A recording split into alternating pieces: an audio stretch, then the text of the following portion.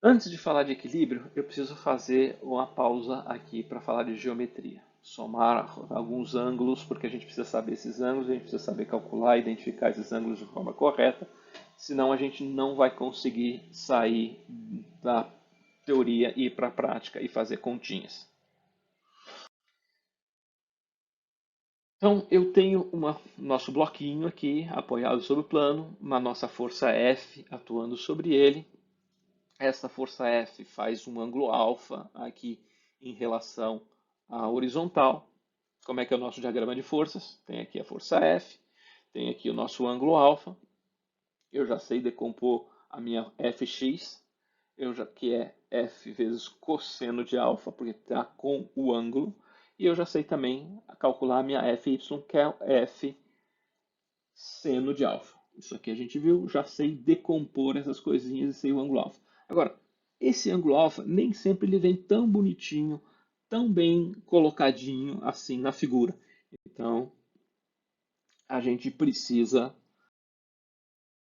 entender alguma coisinha da geometria. E a primeira ferramenta que a gente tem aqui é uma regrinha do cálculo de triângulos, onde a soma dos ângulos internos de um triângulo é igual a 180. Pô, mas por que é igual a 180? Eu vou pegar esse triângulo aqui, vou colocar ele, copiar ele aqui, puf, colei, cortei, colei, tesoura e cola. Vou fazer isso de novo, tesoura e cola, peguei, cortei, botei ele aqui de novo. Asseguro para vocês, é o mesmo triângulo. Peguei mais uma terceira vez, copiei, colei, inverti, botei ele de cabeça para baixo e agora deixei ele cair. Puf. E as coisas agora se encaixaram. Este ângulo aqui é igual a este ângulo aqui, é o ângulo gama. Este ângulo que está aqui, eu virei, entortei, girei, mas ele não deixa de ser o ângulo beta. Esse aqui são os ângulos alfa, porque eu copiei daqui para cá, e aqui o ângulo gama, que eu copiei daqui para cá. Então agora eu tenho aqui três ângulos, alfa, beta e gama, e aqui eu tenho um semicírculo. Se uma circunferência tem 360 graus, meia circunferência tem 180 graus, então alfa mais beta mais gama é igual a 180 graus, ou vamos começar a lembrar do radianos também, igual a π, que às vezes aparece como π, às vezes aparece como π sobre 2, que é 90 graus, às vezes aparece como π sobre 4, que é 45 graus, π sobre 3, que são 60 graus, e assim por diante. Então, horas os graus, os ângulos vêm em radianos, ora eles vêm em graus. Mas alfa mais beta mais gama é sempre 180, porque você pode brincar, fazer essa brincadeira, gira os triângulos para cá, gira os triângulos para lá. O pessoal da Grécia Antiga lá gostava muito de brincar com as figurinhas. Tanto que vou fazer uma brincadeira aqui com nosso, lembrando do Teorema de Pitágoras. Lembra do Teorema de Pitágoras? Quadrado da hipotenusa igual a soma do quadrado dos catetos, que a gente usa aqui também para fazer a nossa recomposição de forças. É a mesma coisa, A ao quadrado igual a B ao quadrado mais C ao quadrado. Na verdade, isso aqui veio de uma brincadeira com áreas, onde você tinha aqui a área do quadrado com um lado igual a hipotenusa é igual à soma das áreas dos quadrados dos catetos. Então, esta área é igual à soma destas duas áreas. Então, originalmente, o teorema de Pitágoras é a área do quadrado da hipotenusa é igual à soma da área dos quadrados com lado igual aos catetos. E foi sendo reduzido até ficar a ao quadrado igual a b ao quadrado mais c ao quadrado. Mas veio sempre da brincadeira de observação na geometria, que os gregos gostavam de brincar de cortar e colar. Então, aqui algumas variantes do tema. No escaleno, que é um triângulo de lados não iguais, um triângulo genérico, você tem alfa mais beta mais gama igual a 180 igual a π. Isso vale para todos os triângulos, quaisquer que sejam eles. Mas alguns têm algumas características peculiares. No triângulo equilátero, os ângulos são todos iguais, então vai ter alfa, beta e gama, eu tenho alfa, alfa, alfa, ou alfa, beta e gama, e alfa igual a beta igual a gama, então tudo é igual. Então, se eu tenho que é tudo igual, cada um deles vale 60 graus, que é 180 dividido por 3, ou π sobre 3. E eu tenho aqui o nosso famoso triângulo reto, onde eu tenho um ângulo igual a 90 graus e os outros dois, alfa e beta, que podem valer qualquer coisa, mas aí eu tenho que sempre alfa e beta vale 90. Por quê? Porque se o outro vale 90, esses outros dois, para somar 180, tem que valer 90. Então, alfa mais beta igual a 90 ou π sobre 2.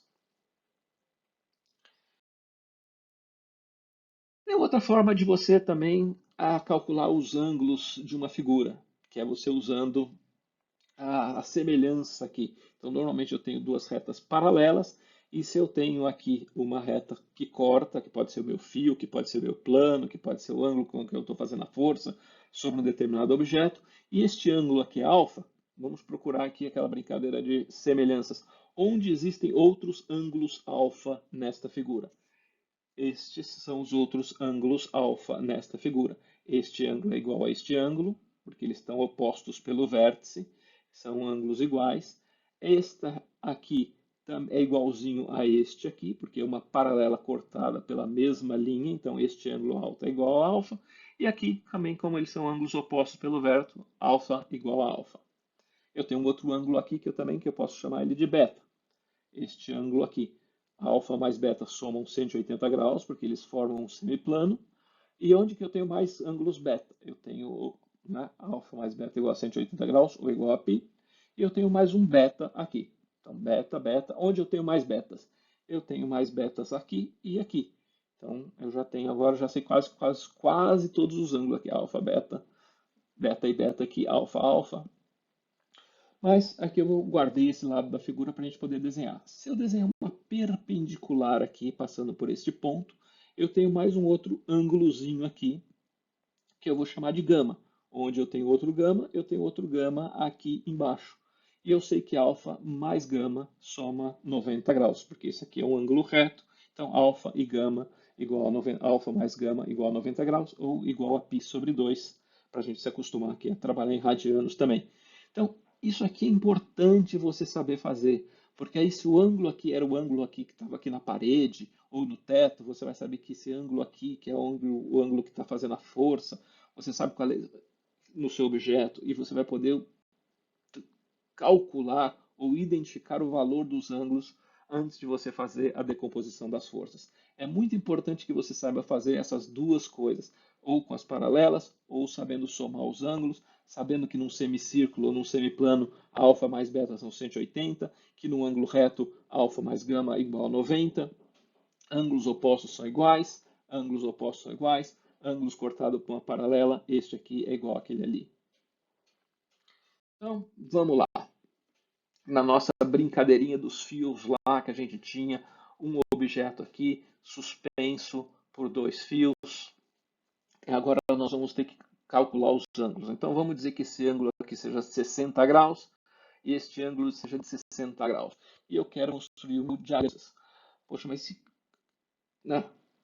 Então eu tenho aqui ó, uma perpendicular, esta perpendicular, porque eu quero que construa o diagrama de forças aqui neste ponto aqui, para que eu possa identificar a força P e aqui as minhas forças de tração.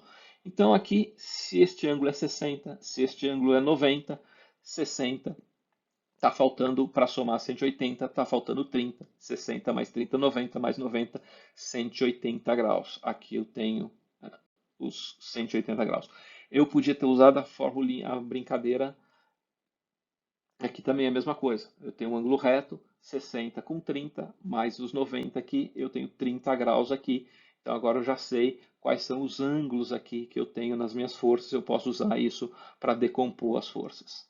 Então agora eu já tenho aqui a minha força tração 1, com um ângulo de 30 graus. Eu já posso decompor ela nas suas componentes x e componente y. Eu também tenho agora a minha tração 2, eu posso já fazer a diagramação aqui, a minha tração 2, e decompor a minha força 2 nas suas duas componentes, a sua componente Fx e a sua componente Fy. Eu tenho aqui o ângulo de 30 graus, porque estava aqui, era 60 graus aqui, passou a ser 30 aqui. E aí eu tenho, para terminar de compor meu diagrama de forças, a minha força P aqui para baixo. E agora eu já sei aqui que a componente x aqui é P1 sem o ângulo, então é T1 seno de 30, e aqui é a componente y é T1 com o ângulo cosseno de 30. Então, T1y igual a T1 cosseno de 30. E aqui a mesma coisa, eu tenho a componente em x é T2 com o ângulo cosseno de 30, e aqui T2 sem o ângulo, T2 vezes seno de 30. Eu podia ter usado a coisinha das paralelas. Então eu sei que esse ângulo aqui, né, me foi dado como 60 graus, esse ângulo aqui me foi dado como 60 graus. Eu tenho uma paralela aqui. O que eu tenho aqui? Eu tenho essa reta cortando as duas paralelas. Então, se este ângulo é 60 graus, eu sei que este ângulo aqui também é 60 graus. Eu tenho aqui a paralela aqui, cortando por uma reta, se este ângulo aqui é 60 graus, este ângulo aqui é 60 graus. A outra vez eu tinha achado esse ângulo com as verticais, agora eu tenho os ângulos de 60 graus. Funciona tudo do mesmo jeito. Eu vou ter aqui a minha desenho da força de tração 1, a tração 2, e agora eu vou calcular de novo T1 cosseno de 60 graus, T1 seno de 60 graus. T2 cosseno de 60 graus, T2 seno de 60 graus.